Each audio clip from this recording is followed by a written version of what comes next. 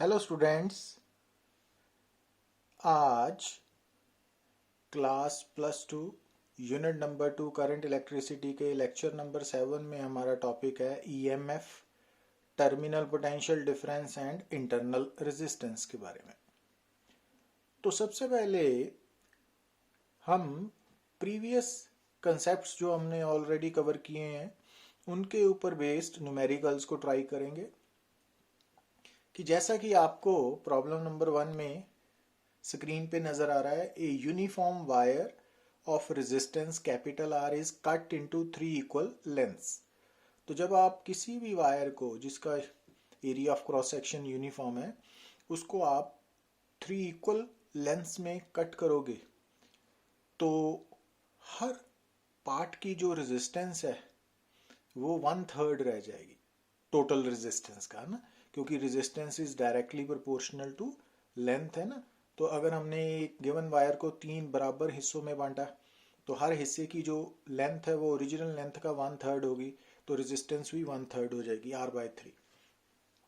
तो जब हमने एक वायर को 3 पार्ट्स में डिवाइड किया तो R/3 3 पार्ट्स हो गए ना। अब हमने क्या किया कि एक पार्ट है जो उसको सर्कुलर शेप में ले लिया, तो बाकी दो स्ट्रेट ही हैं तो उनको ऐसे कनेक्ट कर दिया ना। ये स्ट्रेट है R/3, ये भी R/3 है। अब ये जो पूरा सर्कल है, तो ये जो सर्कल बन रहा है ना वो एक वायर से है ना, एक पार्ट से है। तो इट मीन्स इस पूरे सर्कल की लेंथ कितनी है, एक पार्ट की लेंथ के इक्वल है ना। तो इट मीन्स इस पूरे सर्कल की जो रेजिस्टेंस है वो R/3 है। मगर ये जो सर्कल है वो साइड वायर्स के साथ ऐसे कनेक्टेड है ना, तो सी और डी के ऊपर पूरे सर्कल की हाफ लेंथ है और सी और डी के नीचे भी सर्कल की हाफ लेंथ है। तो इट मीन्स पूरे सर्कल की रेजिस्टेंस अगर R/3 है तो ऊपर वाले पार्ट की रेजिस्टेंस R/3 होगी और नीचे वाले की भी, सॉरी, ऊपर वाले की R/3 का हाफ होगी मीन्स R/6, और नीचे वाले की भी R/3 का हाफ होगी R/6। तो ऐसे होगी ना। तो अब ये जो वायर है इसका सर्किट ये बन गया ना कि यहाँ ये वाला पार्ट की रेजिस्टेंस R/3, ये वाले पार्ट की R/3, और जो ऊपर सेमी सर्कल है उसकी R/6 और नीचे वाले सेमी सर्कल की R/6। तो अब ये दोनों पैरेलल में है, तो पैरेलल में resistance R1 into R2 over R1 plus R2 लगाया ना, तो वो R/12 आ गई ना, सॉल्व कर सकते हो। अब ये तीनों सीरीज में है, तो सीरीज में R1 plus R2 plus R3, तो टोटल रेजिस्टेंस 3/4R होगी ना। तो इस तरह सॉल्व करना। अब प्रॉब्लम नंबर 2 में देखिए आप कि when a current of 0.5 ampere is passed through two resistances in series, the potential difference between the ends of series arrangement is 12.5। हमने मान लिया कि दो रेजिस्टेंसेज हैं R1 एंड R2। जब ये दोनों सीरीज में कनेक्टेड हैं तो उनमें करंट पास हो रहा है 0.5 एम्पियर और उनमें सीरीज कॉम्बिनेशन की टोटल पोटेंशियल डिफरेंस है 12.5 वोल्ट। तो अब यहाँ से total voltage over total current से हम क्या निकाल सकते हैं, सीरीज कॉम्बिनेशन की इक्विवेलेंट रेजिस्टेंस RS 25 ओम। अब सीरीज कॉम्बिनेशन की इक्विवेलेंट रेजिस्टेंस क्या होगी, R1 plus R2। So it means R1 plus R2 25 है, इक्वेशन नंबर 1 आ गई। अब on connecting them in parallel, अब अगर इन रेजिस्टेंसेज को पैरेलल में कनेक्ट करें तो करंट पास होगा 1.5 एम्पियर और पोटेंशियल डिफरेंस होगा 6 वोल्ट। ठीक है, तो जब यही रेजिस्टेंस पैरेलल में है तो टोटल करंट है 1.5, टोटल वोल्टेज है 6 वोल्ट। तो अब यहाँ से equivalent resistance in parallel RP कितनी होगी, total voltage over total current in parallel combination 4 ओम। अब आरपी की value R1 into R2 over R1 plus R2 है ना, तो यहाँ से इक्वेशन नंबर 4 ये आ गई ना, ये वाली। अब R1 प्लस R2 हम ऑलरेडी इक्वेशन नंबर 1 से कैलकुलेट कर चुके हैं 25 है ना ओम। तो यहाँ से R1 R2 का प्रोडक्ट क्या आ गया, 100 ओम स्क्वायर बन जाएगा। ये यहाँ से करेक्ट कर लेना ना। इक्वेशन नंबर 2 का जो यूनिट है ना वो 100 ओम स्क्वायर होगा। क्लियर। अब हमारे पास दो इक्वेशंस आ गई, एक R1 प्लस R2 25 और एक R1 R2 100।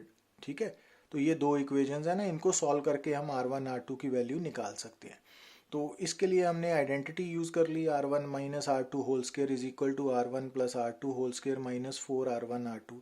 तो वहाँ से R1 माइनस R2 की वैल्यू 15 ओम आ गई। तो अब 3 और 1 को सॉल्व करके भी आप सॉल्व कर सकते हो ना। तो ये जो हमने इक्वेशन नंबर 1 और 2 बनाई है, ये फिजिक्स पॉइंट ऑफ व्यू से है और इसको सॉल्व करना मैथमेटिकल पॉइंट ऑफ व्यू है ना। अब जैसे प्रॉब्लम नंबर 3 में आपको a uniform wire of resistance 4 ohm is bent into the form of a circle of radius R. तो एक वायर है जिसकी टोटल रेजिस्टेंस 4 ओम है, इसको हमने सर्कल में शेप में ले लिया और जिसका रेडियस सर्कल का आर है। तो a specimen of the same wire is connected along the diameter of the circle. What is the equivalent resistance across the ends of this wire. तो अब सबसे पहले तो देखिए कि जो सर्कुलर वायर की लेंथ है वो 2 पाई आर होगी ना, तो उसकी रेजिस्टेंस है 4 ओम। तो रेजिस्टेंस पर यूनिट लेंथ क्या होगी, 2 बाई पाई आर है ना, 4 बाई 2 पाई आर। तो पर यूनिट लेंथ की रेजिस्टेंस आ गई 2 by pi R, equation number 1। अब ये जो सर्कल है तो ए बी डायामीटर के अलोंग एक वायर है और ये ऊपर वाला आर्क है, नीचे वाली आर्क है ना। तो अब ऊपर वाली आर्क की टोटल लेंथ कितनी है, पाई आर। तो ऊपर वाले की रेजिस्टेंस कितनी होगी, रेजिस्टेंस पर यूनिट लेंथ इंटू लेंथ। तो 2 by pi R into pi R, so 2 ohm. तो R1 की वैल्यू 2 ओम होगी और नीचे वाली R1 2 ओम ही है, पर जो डायामीटर है इसकी लेंथ 2R है। तो इट मीन्स, और क्योंकि ये वायर जो है वो सेम मटेरियल की वायर है ना, तो इट मीन्स सेम वायर का ही पार्ट है। तो इट मीन्स ये जो डायामीटर है इसकी लेंथ क्योंकि 2R है, तो इसकी रेजिस्टेंस कितनी होगी, R2 2 by pi R into 2R is equal to 4 by pi.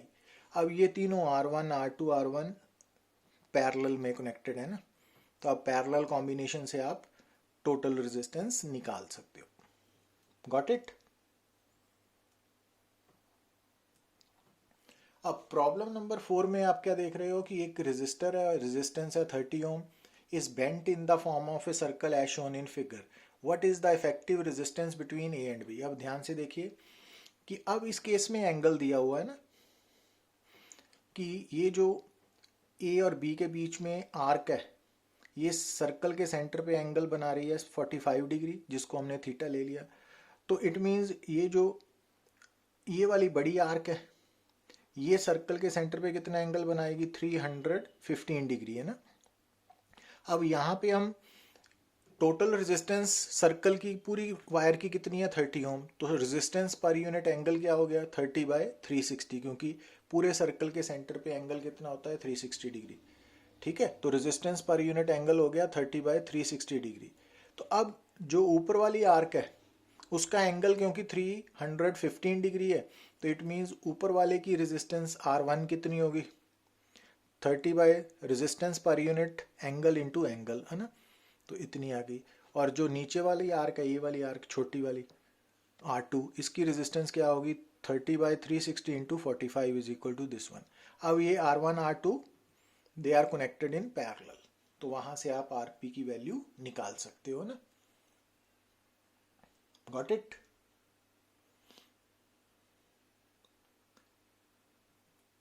अब प्रॉब्लम नंबर 5 में देखिए आप, you are given n resistors each of resistance small r, these are first connected to get minimum resistance. तो अगर n resistors हैं each of resistance small r और इनको हमने जोड़ना है टू गेट मिनिमम रेजिस्टेंस, तो आप इनको पैरेलल में जोड़ोगे। तो पैरेलल में RP की वैल्यू कैसे निकालोगे, 1 by RP 1 by R plus 1 by R plus 1 by R, n terms है, तो RP की वैल्यू R बाय n हो जाएगी ना। और सेकंड पार्ट में इन्हीं रेजिस्टर्स को हमने दोबारा ऐसे जोड़ना है कि मैक्सिमम रेजिस्टेंस आ जाए, तो इट मीन्स इनको हमको सीरीज में जोड़ना पड़ेगा ना। तो इट मीन्स RS की वैल्यू क्या आ जाएगी, NR। अब रेशो लो 1 और 2 की, तो आंसर आ गया।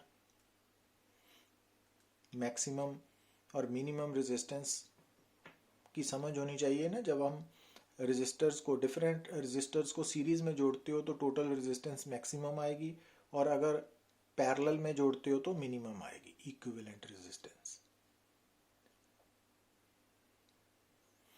अब जब हम बात करते हैं इलेक्ट्रिक सर्किट्स की तो आपको समझ होनी चाहिए कि जब हम वर्ड यूज़ करते हैं ओपन सर्किट तो उसका मतलब है कि उस इलेक्ट्रिक सर्किट में करंट ज़ीरो है, तो कोई करंट फ्लो नहीं हो रहा है, चाहे बैटरी कनेक्टेड है। बट ओपन सर्किट का मतलब है स्विच ऑफ है, और जब स्विच ऑफ है तो करंट क्यों नहीं फ्लो हो रहा? क्योंकि उस वक्त हम रेजिस्टेंस कितनी मानते हैं? इनफाइनाइट।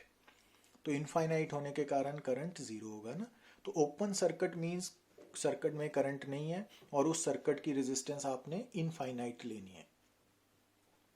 क्लोज सर्किट का मतलब है कि उस सर्किट में बैटरी कनेक्टेड होने पर करंट फ्लो करेगा और उस सर्किट की रेजिस्टेंस फाइनाइट होगी।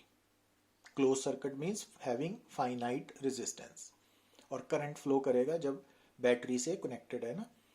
और शॉर्ट सर्किट मीन्स कि जब आप किसी भी सोर्स ऑफ ईएमएफ के अक्रॉस रेजिस्टर कनेक्ट करते हो तो उसको बोलते हैं कि ये क्लोज सर्किट हो गया ना। अब शॉर्ट सर्किट का मतलब ये है कि जो सर्किट की टोटल रेजिस्टेंस है दैट मस्ट बी ज़ीरो।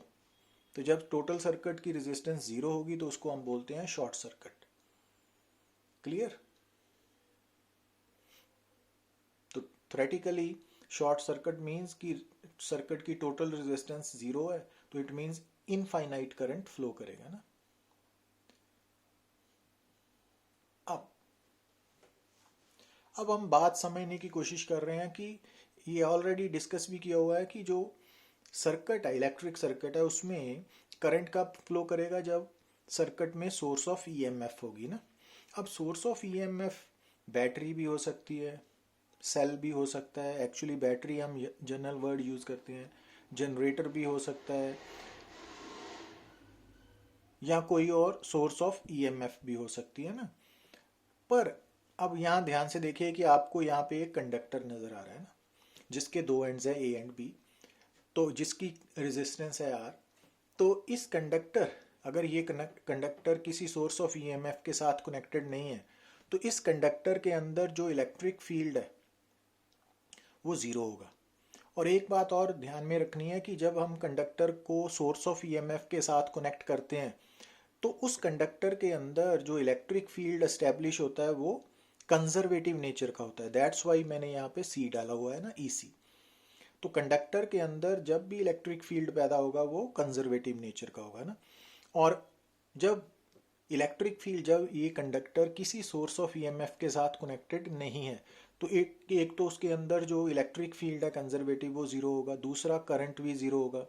और करंट क्यों ज़ीरो होगा? क्योंकि जब इलेक्ट्रिक फील्ड ज़ीरो है तो चाहे कंडक्टर के अंदर free charges, current carriers thermal motion possess कर रहे हैं, बट उनकी जो एवरेज वेलोसिटी है वो ज़ीरो है। और एवरेज वेलोसिटी ज़ीरो होने के कारण कंडक्टर के अंदर किसी भी क्रॉस सेक्शन के through net flow of charge zero है, तो करंट भी ज़ीरो होगा ना। ये ऑलरेडी हमने डिस्कस किया हुआ था।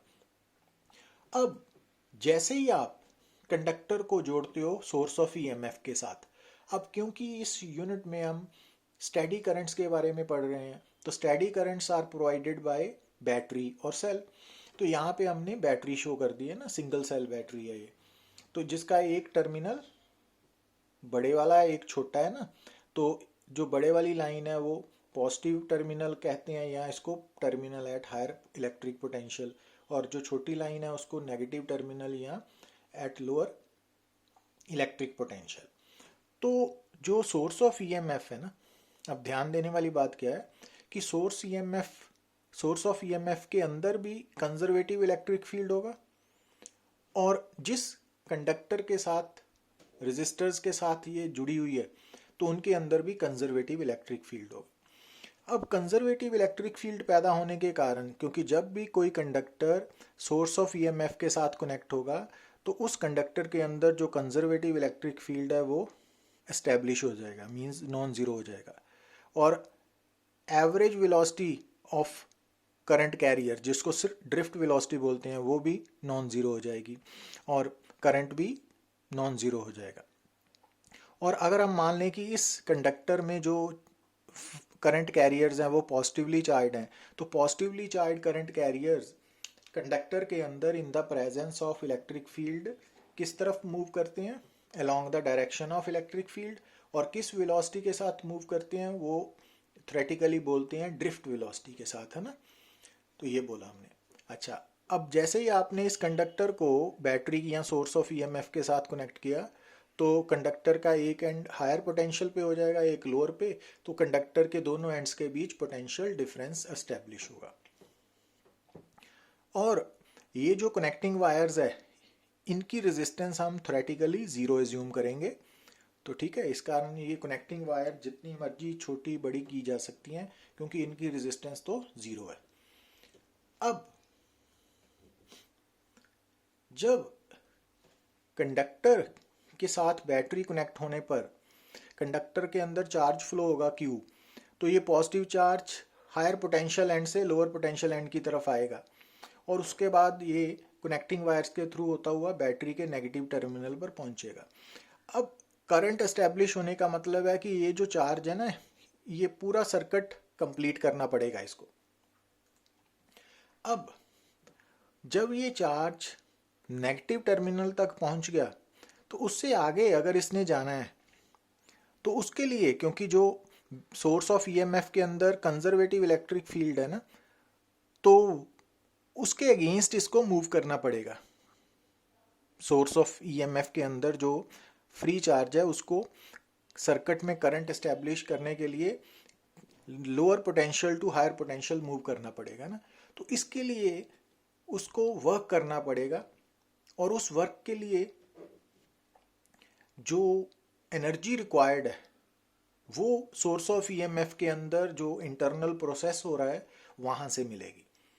तो अब क्योंकि हमारे पास डिफरेंट सोर्स ऑफ ईएमएफ हैं, तो जो बैटरी है तो उसके अंदर करंट कैरियर को lower potential to higher electric potential move करने के लिए, पॉजिटिव कैरियर करंट कैरियर को सोर्स ऑफ ईएमएफ के अंदर lower electric potential to higher electric potential move करने के लिए जो वर्क करना पड़ेगा, वो उस वर्क के लिए उसको एनर्जी कहाँ से मिलेगी?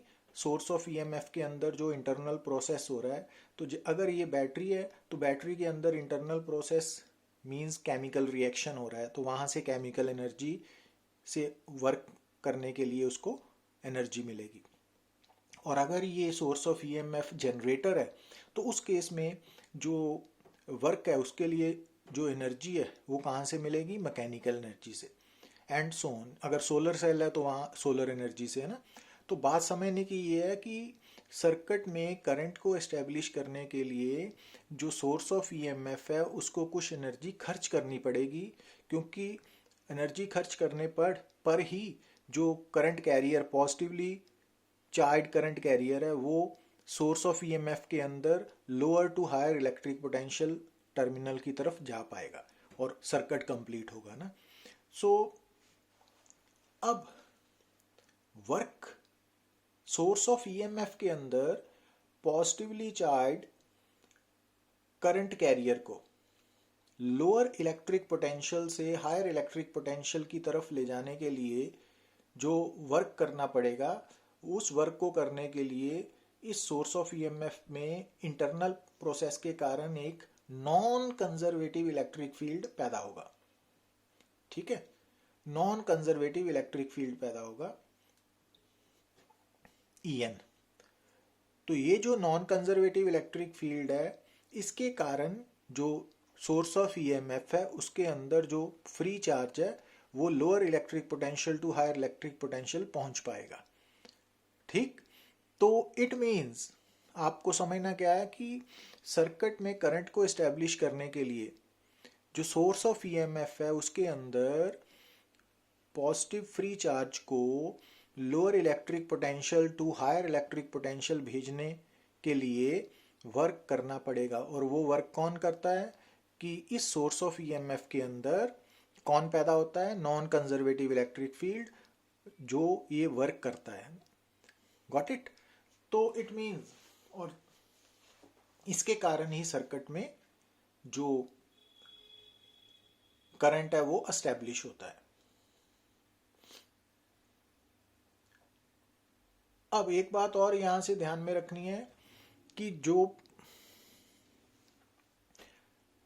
दो इलेक्ट्रोड्स हैं, इलेक्ट्रोड्स भी बोल सकते हैं, टर्मिनल्स भी बोल सकते हैं बैटरी के, तो इनके बीच में जो एक टर्मिनल हायर पोटेंशियल पे है, दूसरा लोअर पोटेंशियल पे है, तो इनके बीच में जो पोटेंशियल डिफरेंस है उसको हम टर्मिनल पोटेंशियल डिफरेंस बोलते हैं, और इसको हम लेटर ऑन डिस्कस भी करेंगे डिटेल में, है ना। तो अब तक हमने जो बात कवर की है वो ये है कि कोई भी जो इलेक्ट्रिक सर्किट है उसमें इलेक्ट्रिक करंट को एस्टेब्लिश करने के लिए जो फ्री चार्जेस हैं वो जब सोर्स ऑफ ईएमएफ के थ्रू पास करेंगे तो उनको एक टर्मिनल से दूसरे टर्मिनल भेजने के लिए जो बैटरी है उसको वर्क करना पड़ेगा, जो सोर्स ऑफ ईएमएफ है उसको वर्क डन करना पड़ेगा। तो उस वर्क डन के लिए जो एनर्जी है वो बैटरी या सोर्स ऑफ ईएमएफ के अंदर जो इंटरनल प्रोसेस हो रहा है तो वहां से मिलेगी। तो इट मीन्स सर्किट में करंट को मेंटेन करने के लिए जो सोर्स ऑफ ईएमएफ है उसको वर्क करना पड़ेगा। तो जितना वर्क करेगी पर यूनिट चार्ज, तो सोर्स ऑफ ईएमएफ के अंदर चार्ज को पूरे सर्किट में घुमाने के लिए जितना वर्क डन करना पड़ा पर यूनिट चार्ज, और ये वर्क किसने किया कि जो सोर्स ऑफ ईएमएफ के अंदर नॉन कंजर्वेटिव इलेक्ट्रिक फील्ड है उसने किया, ठीक है। तो उस work done per unit charge को हम ईएमएफ ऑफ द सोर्स बोलते हैं। तो आप ध्यान रखना, work done per unit charge को आप पोटेंशियल डिफरेंस भी बोलते हो ना, पोटेंशियल भी बोलते हो, पोटेंशियल डिफरेंस भी बोलते हो। पर पोटेंशियल डिफरेंस में जो work done per unit charge है तो वहां पर जो वर्क डन किया गया है वो कंजर्वेटिव इलेक्ट्रिक फील्ड ने किया है, बट ईएमएफ का concern non conservative electric field के साथ है। तो ये बात इंपॉर्टेंट है, इसको नोट करना है। अब मान लीजिए कि आपके सामने ये एक इलेक्ट्रिक सर्किट है जिसकी रेजिस्टेंस आर है, ईएमएफ ई है। तो मान लीजिए इस सर्किट में करंट आई है, इंस्टेंटेनियस करंट आई है, तो at any moment current I है D Q by D T. तो इट मीन्स अगर हम मान लें कि इस सर्किट में small amount of charge D Q को ट्रांसफर करना है, डी क्यू को ट्रांसफर करना है तो इस सर्किट में, तो उसके लिए कितना वर्क डन करना पड़ा सोर्स ऑफ ईएमएफ को, डी डब्ल्यू, क्योंकि जो हम मान रहे हैं कि जो चार्ज ट्रांसफर हो रहा है वो भी इनफाइनाइटेसिमली स्मॉल है ना डी क्यू, तो इसके लिए वर्क डन भी स्मॉल ही होगा डी डब्ल्यू। तो अगर इस सर्किट में या किसी भी सर्किट में सोर्स ऑफ ईएमएफ को डी क्यू चार्ज को ट्रांसफर करने के लिए वर्क डन करना पड़ा डी डब्ल्यू, तो उस सर्किट की ईएमएफ क्या होगी, work done per unit charge. Got it, work done per unit charge. अब यहां देखिए आप कि जो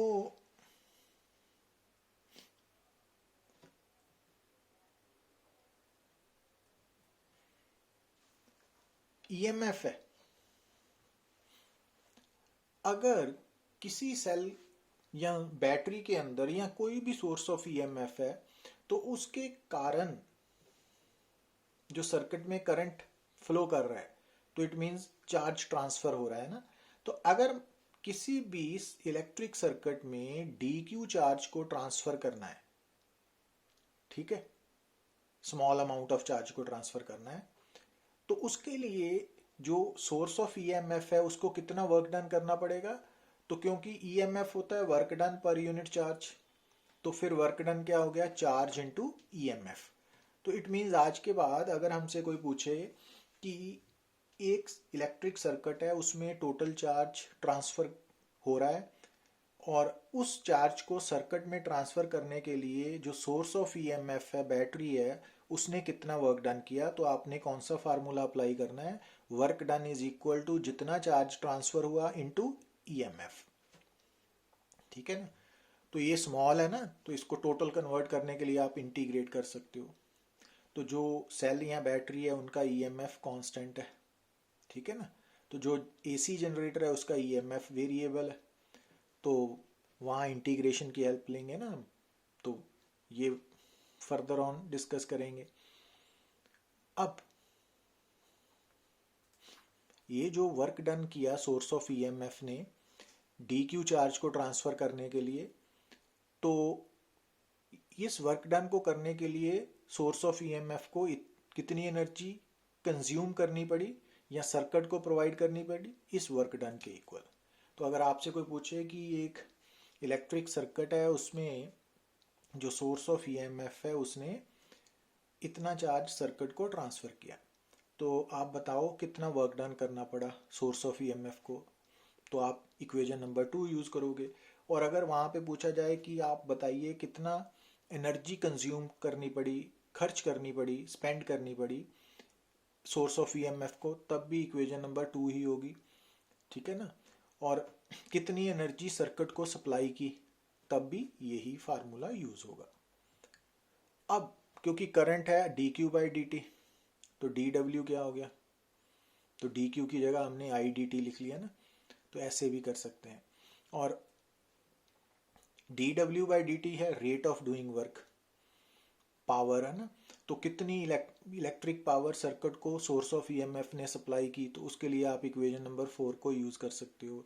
या energy consumed per second by the source of EMF, वो भी इक्वेशन नंबर 4 ही है। या rate at which energy spent by the source of EMF, तो इक्वेशन नंबर 4 आएगी ना। अब यहाँ पे EMF of a given source of EMF is considered to be constant, तो यहाँ सोर्स ऑफ ईएमएफ क्या है, बैटरी और सेल है, ये बात माइंड में रखनी है ना। अगर यहाँ पे जनरेटर हो तो उसका ईएमएफ कॉन्टिन्यूसली बदलेगा ना, तो ईएमएफ ऑफ बैटरी और सेल इज कांस्टेंट, क्योंकि हम सेकंड यूनिट में जो करंट इलेक्ट्रिसिटी है उसमें जो सोर्स ऑफ ईएमएफ है वो सेल और बैटरी है, और उनका ईएमएफ कांस्टेंट है।